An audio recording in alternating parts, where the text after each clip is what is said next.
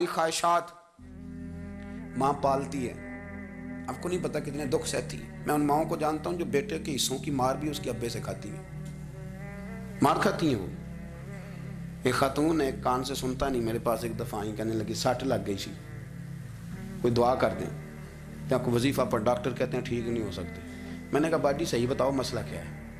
کہنے نہیں کچھ بھی نہیں، مسئلہ کیا ہونا ہے، پتر غلط نکل آیا ہے، اس کا باپ روز مارتا ہے، آج میں آگے گئی ہوں تو اس نے ایک تھپڑ میرے کان پہ مار دیا، پردہ پھٹ گیا۔ مائیں مار کھاتی ہیں، لیکن وہ پتر جس کو بڑی محنت سے پالا ہے، وہ جوان ہوتا ہے تو اماں سے کہتا ہے تجھے چھوڑ دینا ہے، پر جس لڑکی سے میرا ٹیلی فون پہ رابطہ ہے اسے نہیں میں نے چھوڑنا، وہ نہیں چھوڑ سکتی، ہر شے کچل جاتا ہے وہ۔ اماں کبھی بلیٹ کے رات کو سوچتی ہے کہ یہ تو میری کل کمائی تھی، میں تو آج بھی اس کے حصے کے تھپڑ اپنی گالوں پہ برداشت کر رہی ہوں، تو یہ کدھر گیا؟ اردشیر نام کا بادشاہ تھا، حضرت محدث ابن الجوزی آج سے کچھ 700 سال پہلے لکھتے ہیں۔ اردشیر بادشاہ بڑا خوبصورت تھا، جوان تھا، بڑا عقل مند تھا، اس نے اس طرح کی قریب کی ساری ریاستوں پہ قبضہ کر لیا، بڑا عقل مند زیرک تھا، قبضہ ہو گیا۔ ایک بادشاہ بڑا سخت تھا، اس کے ساتھ جب پنجہ آزمائی ہوئی تو اردشیر کہتا ہے اس پہ میرا قبضہ نہیں ہو رہا تھا، اور جب ہم نے ساری ریاستوں نے مل کے اس پر حملہ کیا تو ایک قلعے کے اندر قلعہ بند ہو گیا۔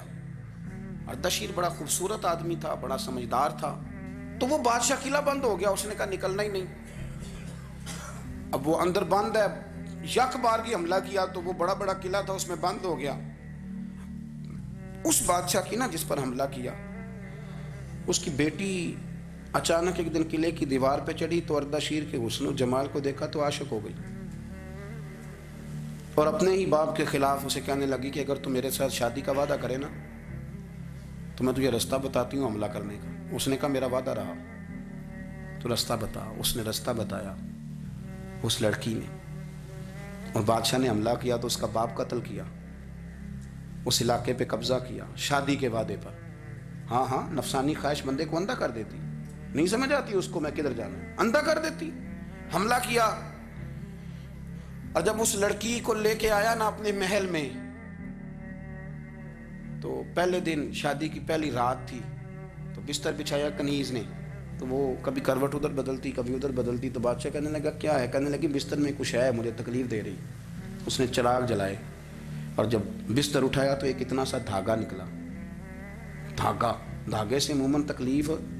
نہیں ہوتی، تو اس نے کہا تو اتنی نرم و نازک ہے کہ دھاگا؟ کہنے لگی میرا باپ نا میرے ساتھ اتنا پیار کرتا تھا کہ روز میرا بستر بھی خود بچھاتا تھا، اور اس نے آلہ رکھا ہوا تھا، وہ ناپتا تھا کہ کوئی پایا اونچا نیچا تو نہیں، میری بیٹی کا بیلنس سوتے وقت خراب نہ ہو جائے، اور میرے لیے گوشت اور کپڑے بھی خود پسند کر کے لاتا تھا، کھانے پینے کا خود خیال کرتا تھا۔ اردشیر کہنے لگا اچھا وہ اتنا پیار کرتا تھا، اور پھر تو نے اس کے ساتھ کیا کیا؟ کہنے لگا بلاؤ کنیزوں کو بلایا، فرمایا اس کو اٹھاؤ اور جلاد کے پاس لے جاؤ، اسے کہو کہ اس کے بال ایک گھوڑے کے ساتھ باندھے، پیر دوسرے گھوڑے کے ساتھ باندھے، اور ایک گھوڑا ادھر بھگا دے، کدھر بھگا دے، یہ جس کے باپ نے اتنا پیار کیا، یہ نفس کی اتنی غلام ہے کہ اس کی وفادار نہیں رہی تو میری وفادار کیسے بنے گی؟ اس نے اتنے نازوں سے پالا کہ دھاگا اسے برداشت نہیں۔ او یارو، یاد رکھو، اگر نفس کی غلامی کرو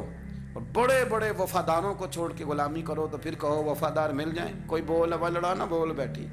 ہوں دے خصم ناراض بڑ بولیاں دے، کہاں سر کھائے تے بلبل ٹھنڈ پائے، بڑے فرق نہیں سجنا بولیاں دے،